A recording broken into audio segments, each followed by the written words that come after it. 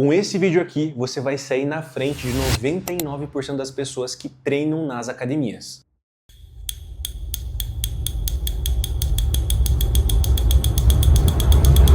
Primeiro ponto, músculo que é prioridade, ele vem primeiro no seu treino. Porque eu sei que tem muita gente que tem um objetivo específico, por exemplo, quero aumentar o tamanho do meu bumbum, quero aumentar glúteo. Eu vou fazer 500 exercícios, vou fazer infinitas séries. Calma, não é bem por aí. Por quê? Porque quando você coloca volume demais, exercício demais, isso pode ser até ruim para o seu crescimento muscular. Então, antes de você achar o volume ideal, você tem que saber que o posicionamento do exercício ideal no seu treino, para aquele músculo que você quer dar ênfase, vem por primeiro. Então, por exemplo, você quer priorizar glúteo, o que você tem que fazer? Pega exercícios como elevação pélvica, extensão de glúteo no cabo, uma cadeira abdutora, enfim, exercícios que isolam mais esse músculo e coloquem lá no começo do treino. Por quê? No começo do treino a gente tem menos fadiga acumulada e por conta de uma menor fadiga, a gente acessa mais facilmente as unidades motoras que controlam as maiores fibras. Então pensa só, você vai conseguir gerar estímulo para as fibras que realmente vão trazer diferença significativa no tamanho do seu músculo. Então, antes de pensar em colocar diversos exercícios no seu treino, pense em posicionamento estratégico de exercícios isolados para o músculo que você quer fazer.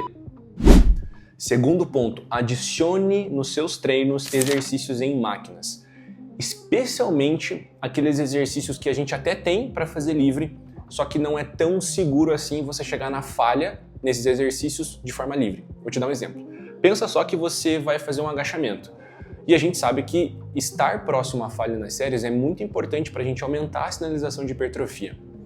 Agora, qual agachamento você acha que você vai chegar mais perto da falha? O agachamento livre, o agachamento no Smith, que tem a trava de segurança, que tem as travinhas para você colocar ali caso você trave, que traz mais estabilidade? O Smith. Então, pensando em aumentar a possibilidade de você chegar na fase da série em que o estímulo é muito maior, faz sentido você colocar exercícios de máquina no seu treino também. Terceiro ponto, aumente a frequência de vezes que você treina esse músculo que você quer priorizar ao longo da sua semana de treino. Vou te dar um exemplo. A gente já sabe que para priorizar vem por primeiro. Então você vai ter que colocar os exercícios mais específicos para um determinado músculo por primeiro no treino. Agora, e se você tem 5 exercícios para fazer? Você concorda comigo que vai ter só 1 ou 2, no máximo 3, que vão estar ali no comecinho do treino? O restante vai estar lá embaixo? O que acontece? Você vai acumulando fadiga. E aí quando você chega lá no último exercício, você já nem vai conseguir executar tão bem, tua performance vai estar lá embaixo, porque você vai acumular muita fadiga dos outros exercícios. Então o que você faz? Ao invés de encavalar todo esse volume de forma vertical em um dia só na semana, você faz o quê? Você deita esse volume, você horizontaliza ele. Então, por exemplo, pensando em quadríceps, hack linear e cadeira extensora na segunda-feira. Na quarta-feira você vai colocar o leg press e um afundo. E aí na sexta-feira você vai fazer um agachamento e vai fazer uma cadeira extensora, que dessa vez unilateral. Então o que você fez? Você pegou propostas parecidas de estímulo, ou seja, todas vão trabalhar quadríceps de formas um pouquinho diferentes, mas você não fez todas elas num dia só. Você deu prioridade para todos esses estímulos, só que mais vezes na semana, distribuindo esse volume, aumentando a frequência, ao invés de encavalar tudo no mesmo treino só. Porque lembra aquilo que eu falei lá no começo do treino. Se a gente quer priorizar um músculo, a gente deixa por primeiro. Como é que você vai fazer com um treino que tem 5 exercícios de quadríceps e esses 2 no final? Eles já não são, digamos assim, prioridade. Por quê? Acumula muita fadiga. Se acumula muita fadiga, isso pode acabar piorando um pouco da sinalização de hipertrofia que vai acontecer aqui. Então, para a gente não ter essa redução, essa possível redução na sinalização de hipertrofia por esses 2 exercícios, a gente não faz eles no mesmo dia. Joga lá para o outro, tá? Então, aumente a frequência. Isso é uma maneira de você conseguir, no mesmo treino, evitar redundâncias. Essa distribuição também vai acabar somando na possibilidade de progressão de carga, isso é um ponto importante que a gente vai falar mais para frente, e por conta disso, por conta dessa distribuição, você vai estar respeitando o primeiro ponto que eu falei aqui no vídeo, colocar o estímulo daquilo que é prioridade no começo do treino. Então você vai estar com 3 treinos, vamos dizer assim, desse exemplo que eu dei para vocês, com o estímulo de quadríceps sendo o início do treino. Dessa forma, você vai conseguir priorizar do jeito certo. Não é pensando em infinitos exercícios e pensando em infinitas séries. É estratégia, colocar no começo, aumentar a frequência para ter vários começos de treino com esse músculo que você quer dar ênfase. Quarto ponto, esse aqui é muito importante, gente. Para com essa mania tosca de querer ficar trocando treino a cada 30 dias. Ai, Júlio, mas o meu treinador falou que meu treino tem que trocar a cada 30 dias. Não. Se ele falou isso é porque ele quer mostrar trabalho para você trocando o treino a cada 30 dias. Mas se eu te falar que isso pode ser ruim, por que acontece? Você não vai dominar a técnica de um movimento às vezes em um mês. Você vai ter que fazer por muito tempo. Você vai ver, inclusive, atletas profissionais trabalhando técnica de exercício que eles fazem há 10 anos, há 15 anos. Imagina você, ali aqui em Dourado, que vai pegar um exercício em 30 dias e vai dominar ele por completo? Não vai. Então cuidado com essas trocas sem pé nem cabeça. Você precisa passar bastante tempo com o mesmo treino. Para quê? Para que você domine a técnica dos movimentos, consiga direcionar melhor o esforço para o músculo-alvo de cada exercício. E outra coisa, você vai conseguir ter um parâmetro melhor de progressão. Como é que você vai medir quão forte você está ficando, quão mais dominante na técnica dos exercícios se a todo momento está trocando? Você não consegue. Vai atrapalhar um parâmetro importante do acompanhamento da sua hipertrofia, que é pela progressão. Então, cuidado com essa troca de treino a cada 30 dias. Qual que é a minha recomendação? Estrutura o plano de treinos que faz sentido para você e só ajuste quando e se necessário. Vou dar um exemplo. Eu montei o seu planejamento de treinos e a sua disponibilidade era de 4 dias na semana. E a gente está priorizando um determinado músculo, então a gente organizou os estímulos nesses 4 dias da semana. E passou um mês, passou 2 meses e a gente viu que a sua disponibilidade agora foi para 5 dias na semana. Você consegue treinar os 5 dias e você quer treinar os 5 dias. Por que não então aproveitar mais dias na semana para distribuir melhor o volume para o músculo ou para os músculos que você quer mais desenvolver? Nesse caso, eu vou ter que ajustar seu treino. Mas você percebeu que eu não falei que é porque deu 2 meses, ou porque deu 3 meses, ou porque deu 30 dias? Não, o ajuste ele veio por quê? Em razão de uma nova possibilidade. Ok? O treino ele precisa mudar quando o seu objetivo muda, quando a sua disponibilidade muda, quando você enjoa de um treino, de um exercício em si, ou quando você não consegue progredir mais num exercício, por exemplo. Tem muita gente que zera a cadeira abdutora muito rápido. E quando o zerar, para quem não sabe, é usar o máximo de peso da máquina, tá? Quando isso acontece, você só consegue progredir através de repetição, porque você não consegue colocar mais peso. E aí chega uma hora que você está fazendo esse exercício com 30 repetições, fica muito chato. O que você pode fazer nesse quesito? Você pode mudar seu treino, realocar esse exercício pensando em ordem, ou simplesmente trocar o exercício para que você consiga, em algum outro, continuar progredindo, ok? Então veja que você não vai trocar o treino porque chegou a uma data específica para trocar. Você só vai fazer ajustes pontuais quando e se necessário, porque aí sim, dessa forma, você vai conseguir ter muito mais resultado. Um dos últimos e mais importantes pontos, você precisa dominar a progressão de carga, porque ficar mais forte pode ser um grande indício de que você está ficando maior, que você está construindo músculo. Vou te explicar por quê, vamos por partes. Progressão de carga é, ao longo do tempo do treino, você está usando cada vez mais peso. Aí você fala assim, nossa, Júlio, então eu tenho que deixar o treino cada vez mais difícil? Não, negativo. Você fica cada vez mais forte e por conta disso, você precisa fazer com que o desafio externo seja cada vez maior também. Pensa só comigo. Progressão de carga só é progressão quando a gente pensa do lado de fora, porque o peso está aumentando. Só que a gente só faz o aumento do peso porque a gente fica mais forte. Pensa assim comigo. O teu nível de esforço numa série é de 80%. Ok? Ok.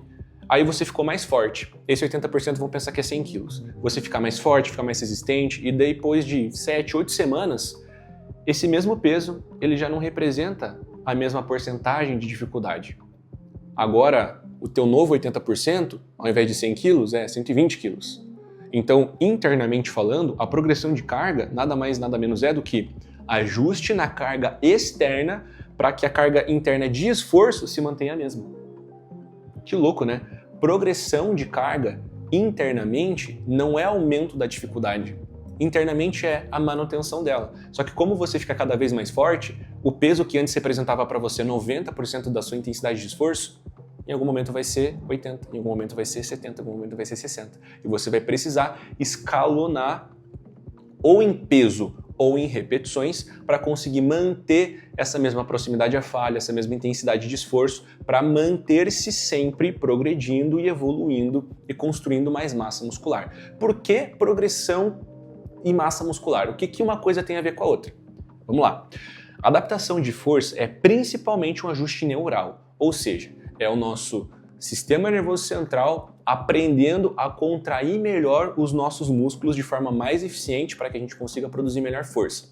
Em resumo, é isso. Agora, quando a gente faz hipertrofia, lá dentro da nossa fibra a gente adiciona material contrátil. Em outras palavras, a gente está aumentando a capacidade daquela fibra de produzir força. Então, como a gente não vai conseguir toda hora ficar colocando lá um ultrassom, fazer um DEXA, uma avaliação super complexa para ver se o músculo realmente está aumentando, perceber se ao longo do tempo você está ficando cada vez mais forte, pode ser um bom indício de que a hipertrofia está acontecendo. Porque se tem hipertrofia, tem maior capacidade de contração muscular, maior capacidade de produção de força. E isso é um ponto importante. Vou dar um exemplo. Agora, na prática, como é que você faz a progressão de carga? Pensa comigo.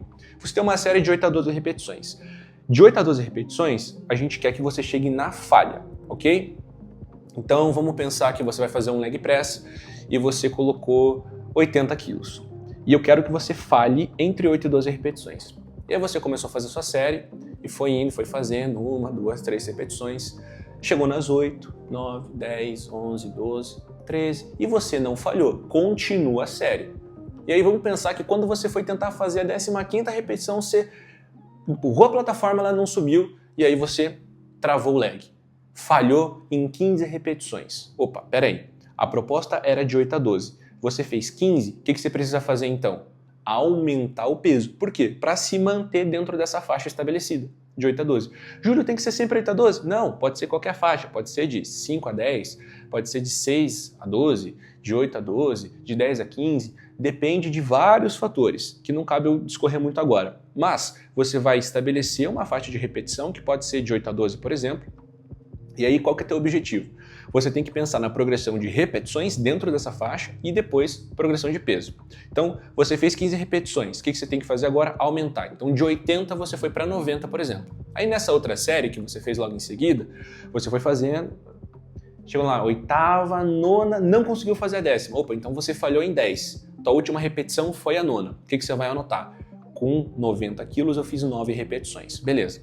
A proposta é de 8 a 12. Se você fez 9, você não vai pensar em aumentar o peso. Por quê? Porque se você aumentar o peso, suas repetições vão cair ainda mais. O que você tem que se concentrar agora? Você tem que se concentrar em, com esse novo peso, subir as repetições. Até o ponto que você chega ali mais ou menos em 12, e quando você estiver chegando ali, já está na hora de aumentar o peso de novo. Quando você dominar isso nos seus treinos, em todos os exercícios, você vai perceber que não só você vai estar levantando cada vez mais peso, mas com certeza o teu desenvolvimento muscular vai estar acompanhando na mesma proporção. E se você está achando muito complexo aplicar todos esses pontos no seu treino, deixa eu falar uma coisa, pode ser mais interessante que alguém cuide de tudo isso para você. Não uma pessoa só, uma equipe especializada em criar casos de sucesso como esse que você está vendo agora aí na tela. E para você conseguir alcançar esse mesmo patamar de resultado, não vai ser com uma consultoria largada, não vai ser com prescrições genéricas, Ctrl+C, Ctrl+V, que todo mundo está fazendo igual. Você vai precisar de um planejamento alimentar feito única e exclusivamente para você, um planejamento de treino único e exclusivamente seu e um acompanhamento durante todo o processo.